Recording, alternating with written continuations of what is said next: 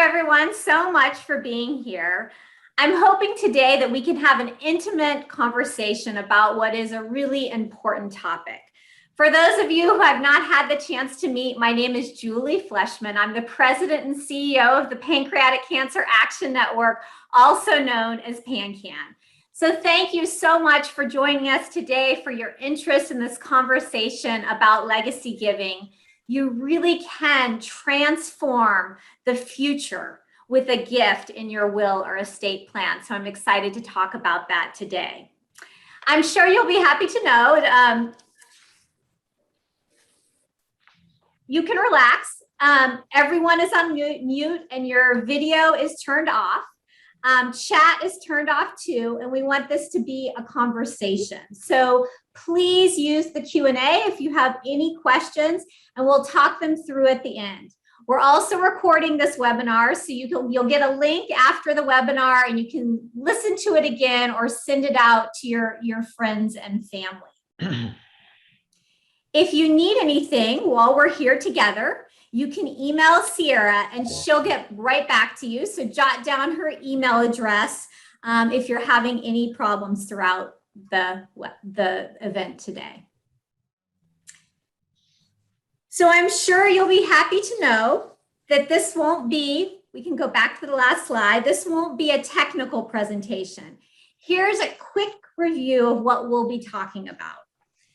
First of all, why do people make gifts in their wills? It's super simple and everybody can do it. So we want to really hit home on that point. Legacy gifts make an enormous impact. And as the CEO of PanCAN, I can really tell you that's true. And making gifts in their will makes people feel incredible. And we have some people here today that will share some of their stories of making gifts in their will. I'm very pleased that joining me today is one of my favorite people, Brian Brandt. I've been lucky enough to know Brian for almost 16 years when he first became involved with PanCAN. Brian has been a dedicated PanCAN volunteer and donor since 2004. He's the managing director of SCS Financial, an investment and wealth management firm, where for the past 25 years, he's helped clients planning their family goals. So I'm thrilled, Brian. It's so great to see you and be with you. We miss seeing each other in person, but great to have Brian's passion and commitment, and you'll hear his story today. Welcome, Brian. Thank you for that kind and lovely introduction, Julie. The feeling is mutual. I'm delighted to be here as a PanCAN volunteer and donor, as well as a professional advisor who helps clients plan legacy gifts to causes that matter most to them. So thanks again. And Brian and I both thought that it was important for everyone on the call to know that we're both proud PanCAN legacy donors. So Brian, would you share your story? Why did you include a gift to PanCAN in your will, and what does that mean to you? Sure, happy to share my story. I became involved with PanCAN when my mother, Kathy, was diagnosed with pancreatic cancer 17 years ago. I remember thinking at the time, gee, I don't even know what a pancreas is, where it's located, and what its function is.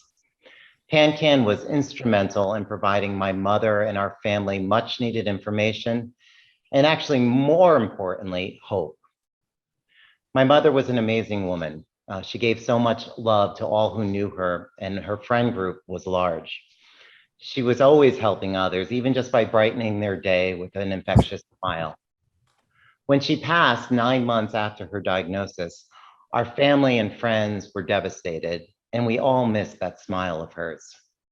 Keeping her memory alive is what inspired me to become a loyal PanCAN volunteer and donor, and ultimately, one of the reasons I've included PanCAN in my will. I feel my mother would be smiling that smile only she had, knowing that I have taken action to help others, a value she and my father instilled in us, and by making a legacy gift to PanCAN to help others in the future that might be facing this disease. Thank you. She really does have a beautiful smile. So thank you for sharing your story, Brian. And I know for a fact that your mom is very proud of you and everything you do and have done to honor her legacy. So I'm just grateful for your support and your leadership in everything that we do. So my story about my will, my husband and I are actually in the process right now of putting our will together. So that's been an interesting experience to go through together. We are including PanCAN in our will because of my father. Many of you know my story, but my father was diagnosed with pancreatic cancer back in 1999. It's hard to believe it's been 22 years. He was only 52 years old. And he died 4 months later. And I was devastated. I was heartbroken and couldn't understand why nothing was being done for this disease. And lucky for me, about that same time was when PanCAN was founded. And I ended up being hired as the first employee back in 2000. So, for 21 years now, have really committed to changing outcomes for pancreatic cancer patients. And I certainly still think about my dad every day and in the work that I do. And I'll tell you, the thought of sort of putting a will together is a little scary. You're sort of facing your mortality. But it also has given me great comfort to know that we're putting these things in place and that I've worked really hard and want to ensure that when I'm no longer here, that anything that is left goes to the places that are really meaningful and special to me. And certainly PanCAN has played such an incredibly important part in my life. And I'm just honored and thrilled that we will leave PanCAN in our will. So for all of you who are already our incredible legacy donors, we have the Mickey Love Society. It's a community of our most loyal supporters, heroes like you, who've made the gift of a lifetime to PanCAN. And members of our Mickey Love Society are some of our most incredible supporters. As close PanCAN family members, they receive the latest updates, stories, and exclusive invitations to special events. So I'm really thrilled now to introduce you to some of the members of our Mickey Love Society. First, we're going to hear from Roberta Luna, who is a 19-year pancreatic cancer survivor. So pretty amazing. She inspires us every day. She's also a former member of our Survivor Council, a volunteer leader, and she is a legacy donor. Roberta, tell us why you've included PanCAN in your will. Oh, Roberta, you're on mute.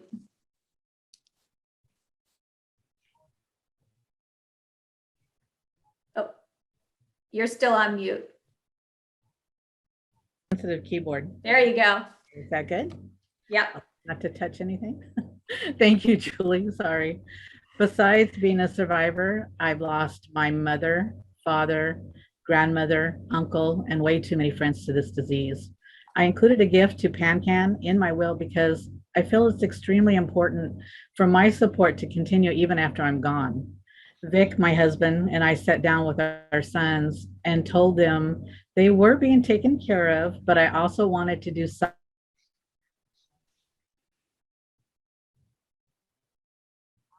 They said, you and Dad worked hard for your money. You should do what makes you happy.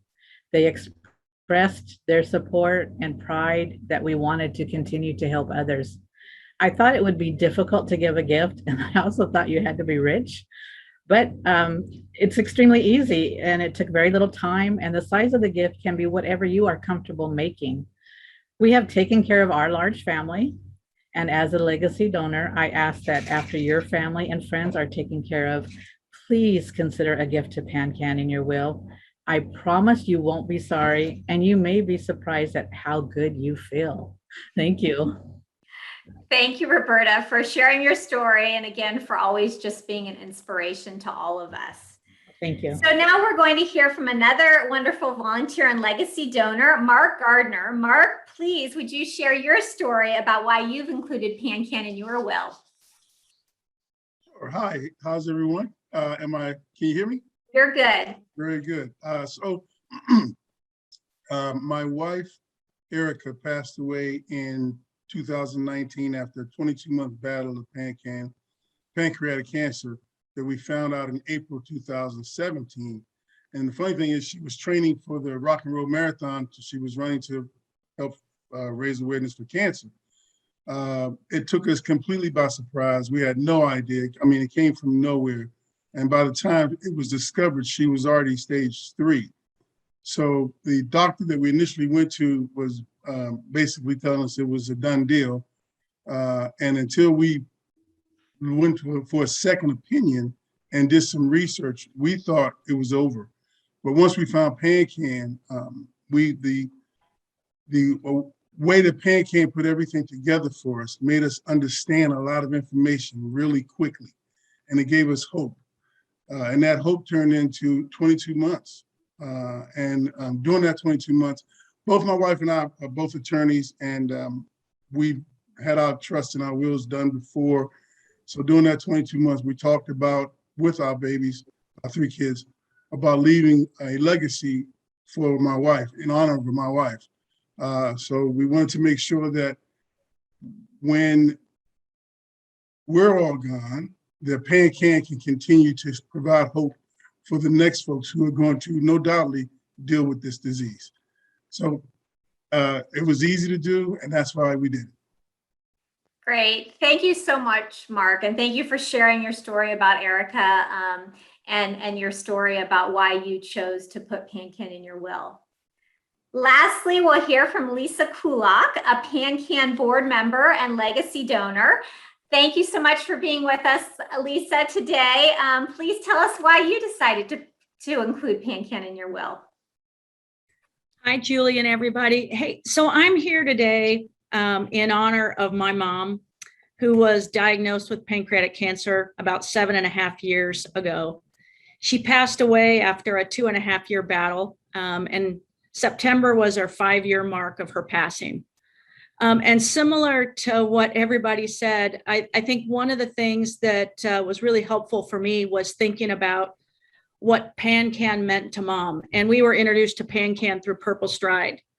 And honestly, that experience, which was about support and inspiration, and really gave her the courage to keep fighting. And I think in that process, one of the key things was that mom believed so deeply in the work that PanCAN was doing. And one of her sort of deepest wishes that she would be healthy enough to be able to support and contribute in some way. And unfortunately, she didn't get to do that. But fortunately, I'm here and I do get to be the bright light and to carry that forward. And I think, as others have said, I am proud to honor her. I give this legacy gift and I'm proud to do it. It was easy, surprisingly easy. I think the hardest part for me, and similar, Julie, to like figuring out a will is sort of a whole like look in the mirror about your mortality. But this gift is something that has made me feel incredible.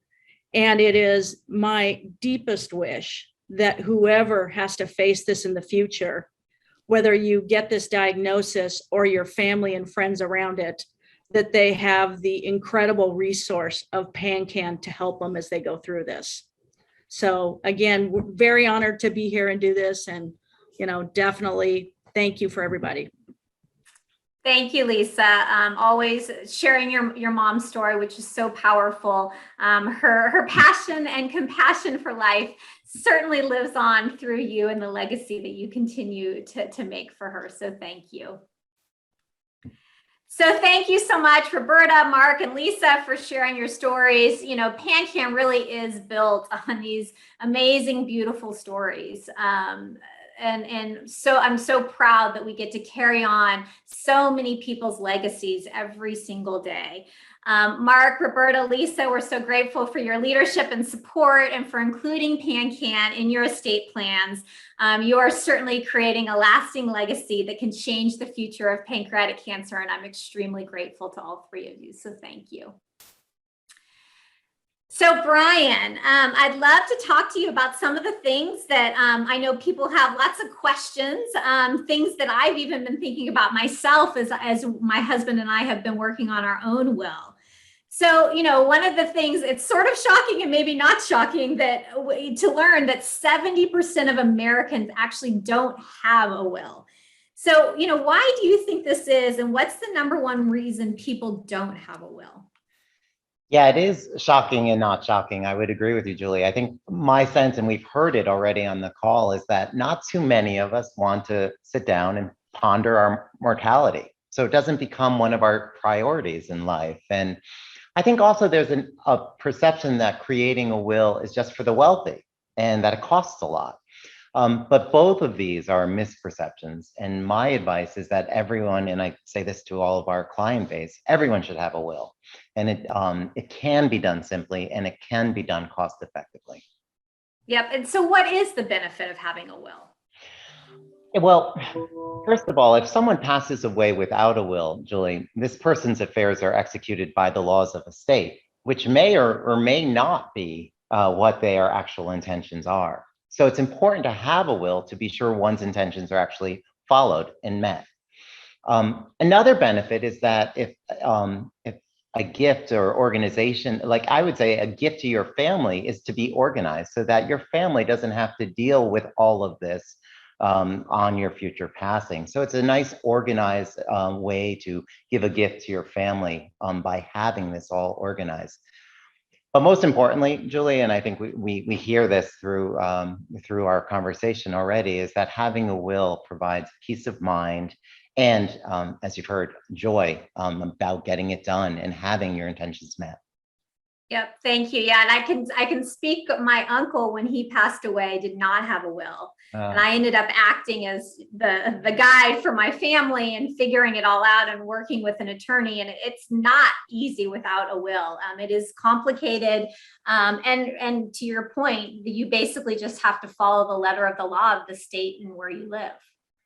And it doesn't always jive with exactly what maybe your uncle wanted, right? Right. Hopefully it did, but you just never know. And so just taking the time to do it is such a benefit. Yep, absolutely. So for people who do decide to make a gift in their will, what are the benefits for them? Well, beside all this joy that we're hearing about, but no, seriously, the other benefits that you become a member of a very special community, and you can help inspire others become part of that community as well. For PanCAN, we become part of the Mickey Love Society. We stay in close contact. We receive some of the latest updates, stories, invitations, and of course our pin. But there really is such a benefit of the excitement knowing that your future gift will really have an incredible impact on this community. Yep, absolutely.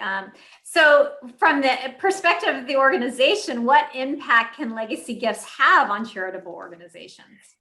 Yeah, this is a really important moment to pause on, Julie. And we often tell our client base, be sure you inform the charity and the organization. It's so important for them to know ahead of time because it provides the organization the ability to plan, to model out projections for future initiatives, research, or projects. And it also, on an intangible level, provides the leadership, this great intangible feeling of like, wow, we're being supported. People are really excited about our mission and our leadership. Yeah.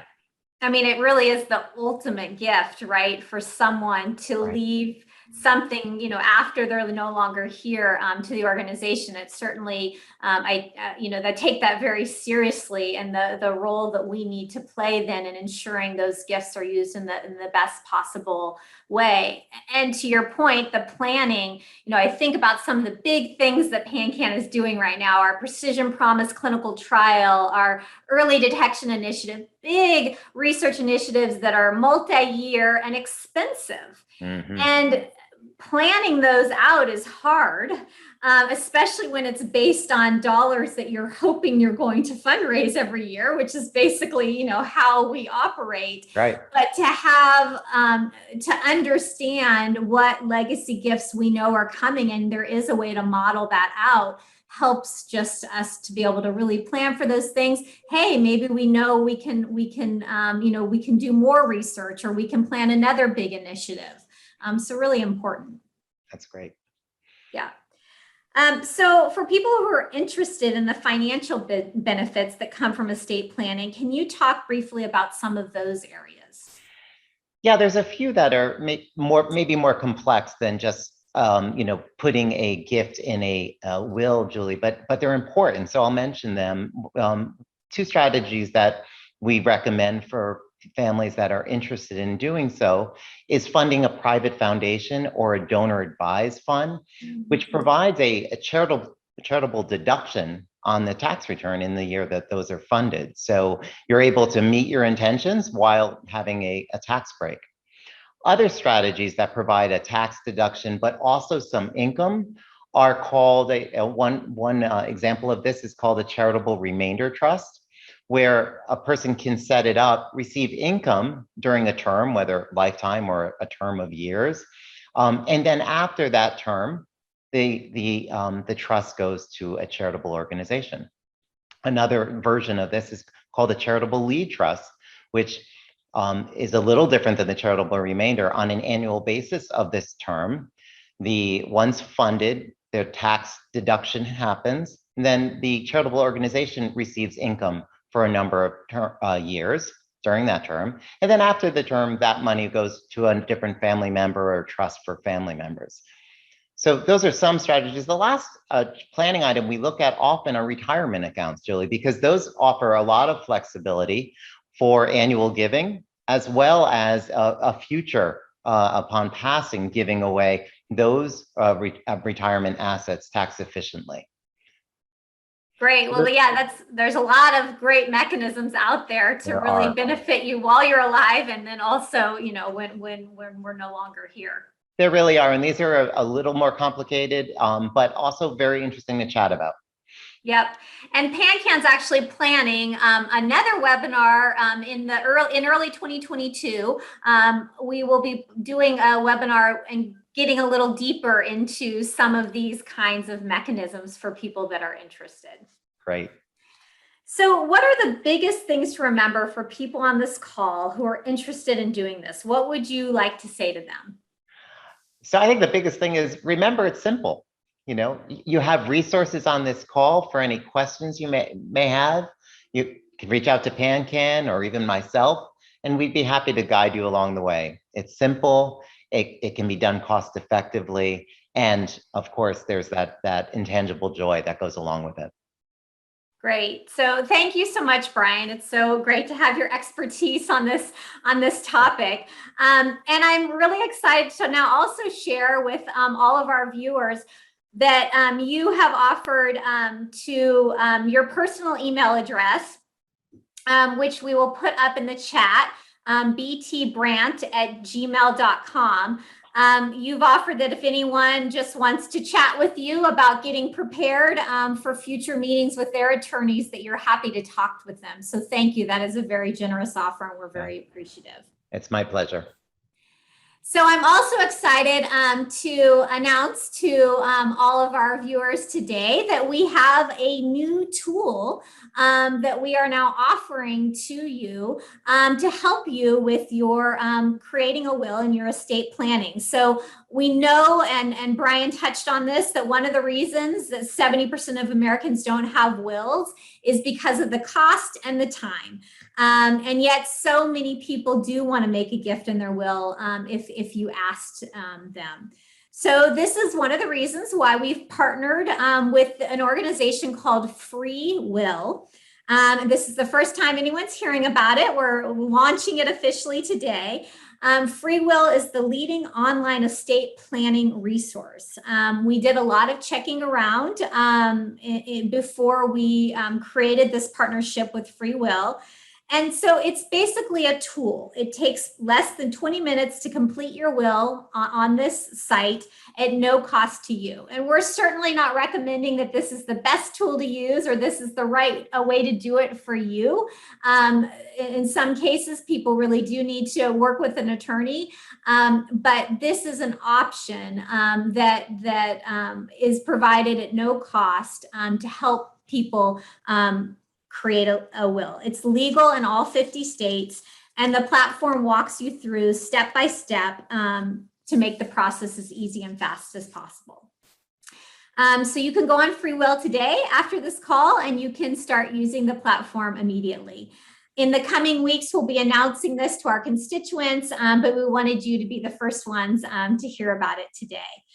So I really hope that you'll check out this new resource that we're offering. And if this isn't the right resource for you to create your will, that you will take seriously the discussion we've had today and think about how creating a will help, you and your family.